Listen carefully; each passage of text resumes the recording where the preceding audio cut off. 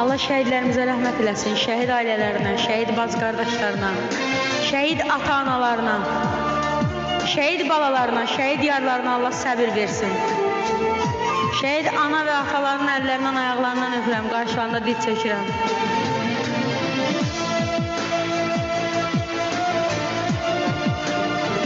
Allah qazilərimizə şifa versin, veteranlarımıza yar olsun.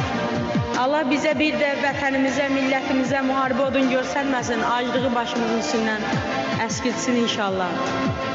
O qara dumanı üstümüzdən çəksin inşallah.